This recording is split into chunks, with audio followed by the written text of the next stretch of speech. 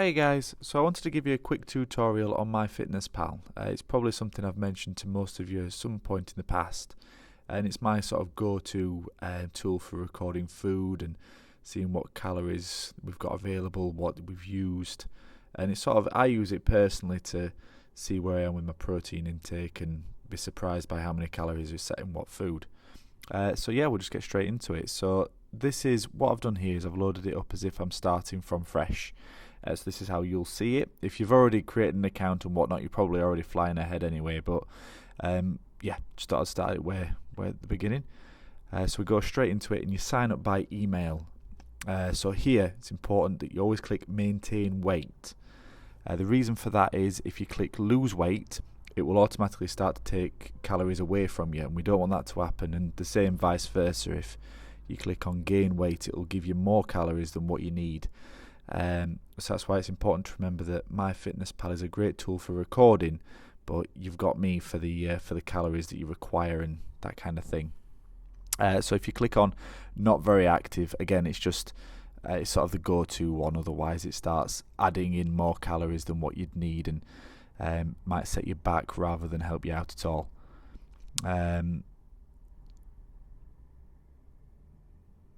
So here, just click on who you are. So male, female, gender neutral.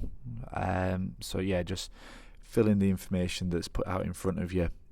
So if anybody wants, this is my birthday, so if anybody wants to send me a card or anything like that, that'd be nice.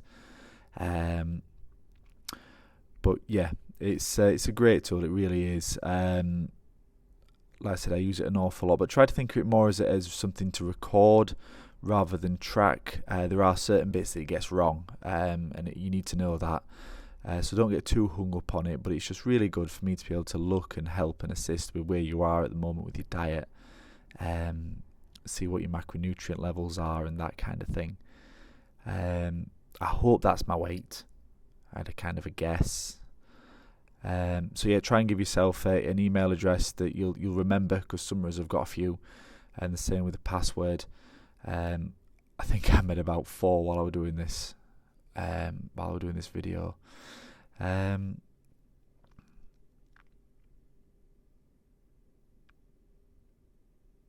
Yep, here I go with the passwords. No.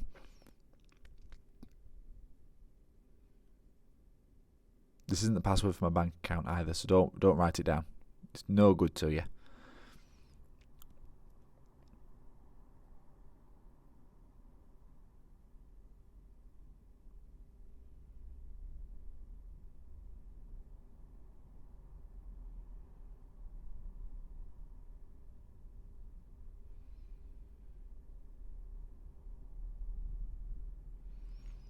So yeah, once you're in, if you click on accept all, it's just the usual stuffs that you don't mind. Nothing to worry about. Now here it is. Here's important. So you want to make sure that you want to unclick use my phone to track my steps. It might seem a little bit counterintuitive and you're wondering why.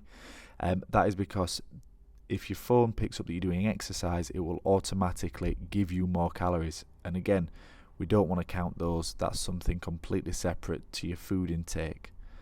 So definitely untick that. And if you want the notifications, the reminders, give them a tick. I personally cannot. I just can't deal with them, so I always leave them unticked. Don't allow. No. They go away. We don't want to pay you. Nope. So yeah, on here you'll see all sorts of things. So there's they have a lot of sort of like recommendations for recipes and stuff like that. So it can be really useful if you're struggling for ideas, or it just sort of gives you an insight into how you can use the application better.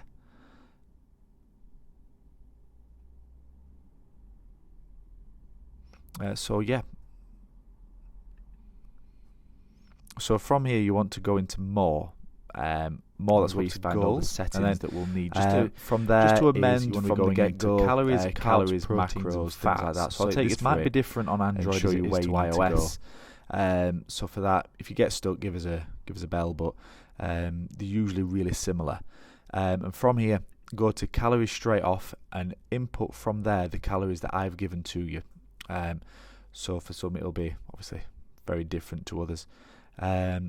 make sure you put those in. Make sure the swirly circle goes away first. I've done it in the past where I've put my calories in, I've adapted my macros, the swirly thing didn't stop, and then I've had to do it all over again, which can get really annoying.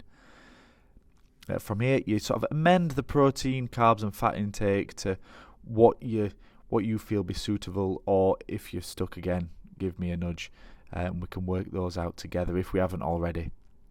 And you've just got to make sure that it equates to 100% of your total goal, focusing on the proteins, less so on the carbs and the fats.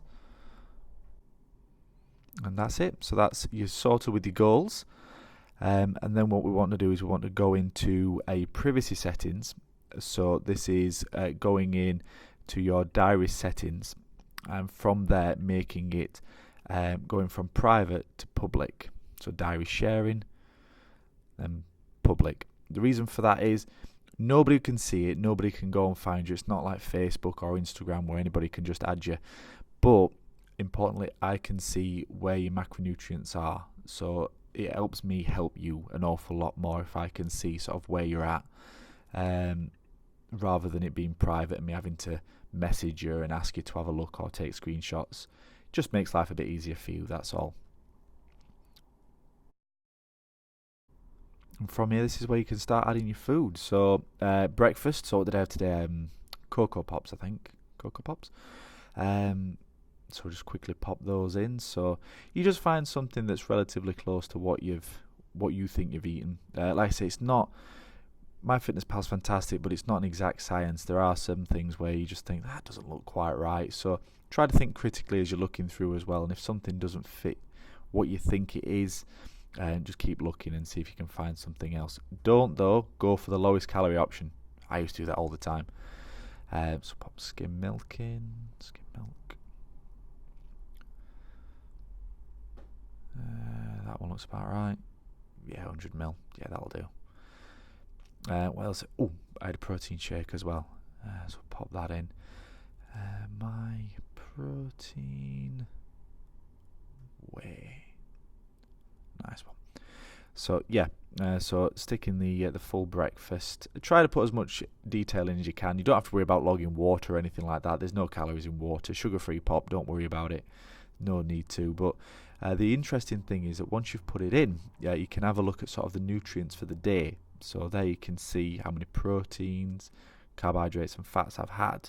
You want to really get that bar, particularly for the protein, you want to get that as far to the right as humanly possible. Worrying less so about the carbohydrates and fats, focusing more on your calories. But I may have spoken to you about it, I may not have, and if I haven't, please get in touch. But calories, I like to think of them more of a weekly goal as opposed to a daily goal. That allows for a lot more flexibility day to day. So if you've had something quite a big meal on one day, you just sort of cut it back the day after. So from here is you'll see on the day view, you can click on week view and you go to last 7 days. And what that then does is you go across to calories, you'll be able to see what you've eaten over the entire week. So not just today, but across the entire week.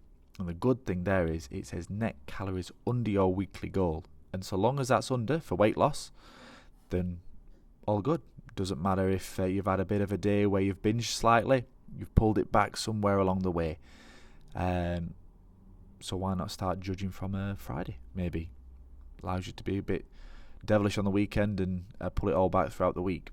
So from here, you can see recipes, meals, my foods. But we'll talk about that more in detail later. So yeah, that's your introduction to MyFitnessPal. Enjoy!